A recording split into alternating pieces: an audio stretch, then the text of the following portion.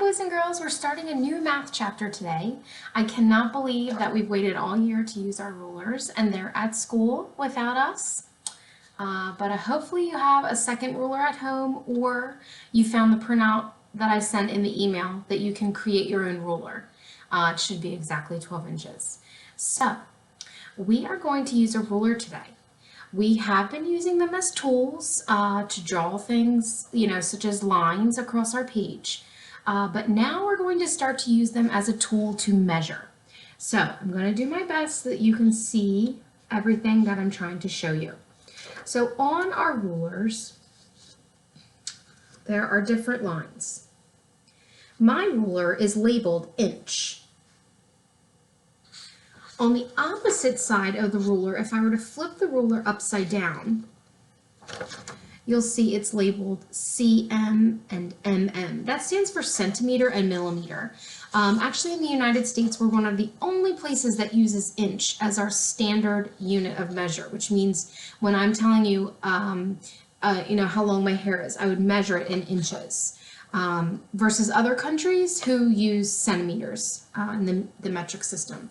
So when we use our ruler, you want to make sure that you are using the inch side, because oftentimes they're labeled with both. So my ruler is really nice because it is labeled with inch. The second thing I want you to notice about our ruler, so one is that it's labeled, but two is that my measurements do not start at the very edge of my ruler. There is actually a line just inside the edge that is where I should start measuring. So even though it's just a tiny little bit, it does matter, because if you were trying to tell someone exactly how many inches something was, you would want to start at that very first line. That's like our 0. Okay, so when I measure today, I have some sample things that I'm going to show you how to measure. When I measure today, I'm going to make sure that I'm going a little bit into that very first line here on my ruler. Okay, and you'll notice that they are labeled by inch, 1 all the way up to 12 on this side.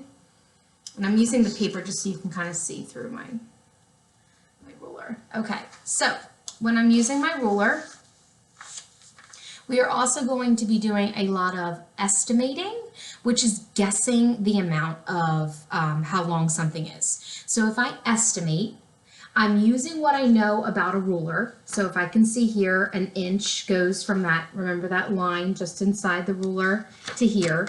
So if I say, okay, an inch is about this big, and then I would say, oh, yeah, I think that toy is about 4 inches long.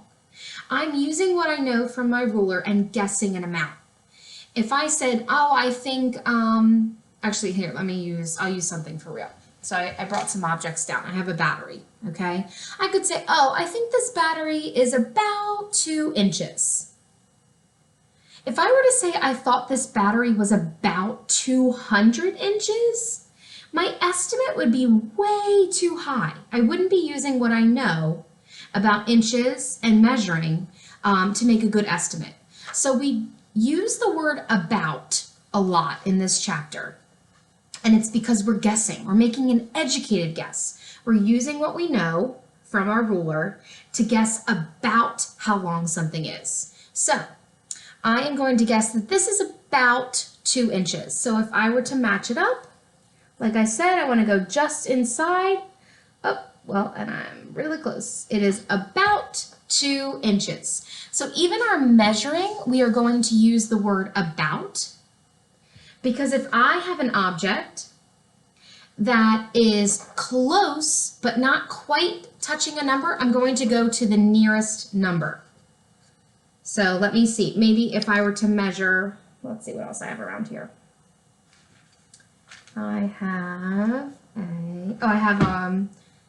our next book. Okay, so if I were to say, okay, I think this book is about 10 inches. So I'm estimating. And then when I use my ruler to get a more exact answer, I would line it up with that number just inside. And this book, I'm going to try to hold it up nice and close, is not touching any of the numbers. The battery went right to 2 inches. This book is about 8 inches because remember, I want to leave that space here where my ruler actually starts at the 0. And then when I go to the end of the object, it does not touch any of the numbers. It's actually touching in between the 7 and the 8. So you choose which number is the closest. So in this case, this book is about 8 inches. I made a close estimate. A bad estimate would be something like, I think that book is 25 inches. Well, that would be more than 2 of these rulers. That's pretty big. And we are going to be measuring bigger objects, but for now, it's all small things that you should be able to find around your house. If we were in the classroom, you would be measuring things like your desk and an eraser, a chalk box, different things that we have right with us, our scissors. But if you don't have any of those objects at home, just find something similar. So if you were to estimate about how long something was, find something at your house that you can measure too. All right, so back to my ruler, just another quick tip. When we're using our ruler, you want to make sure that you're starting at the edge, okay? And I know I showed you that, you know, on my ruler, I have to move in a tiny bit so that I'm at the 0. But it's not a good idea to take an object and just kind of, you know, toss it in the middle of the ruler and then decide, you know, oh, let's start at the 10, okay, and back to the 4. No, you always want to start right at the 0 and see where the longest part of the object measures. All right, so like I said, I brought a few samples. I already did my battery. The other thing that I brought down is a roll of tape and the tape dispenser. So I'm going to find the longest edge and I would match it up. And as you can see, it's closest to the 4-inch mark. So I would say this tape is about 4 inches. Okay, and for my next object, I'm going to use my pen again.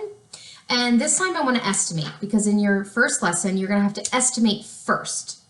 So I'm going to say this pen is about 6 inches because I can't remember how long it really was.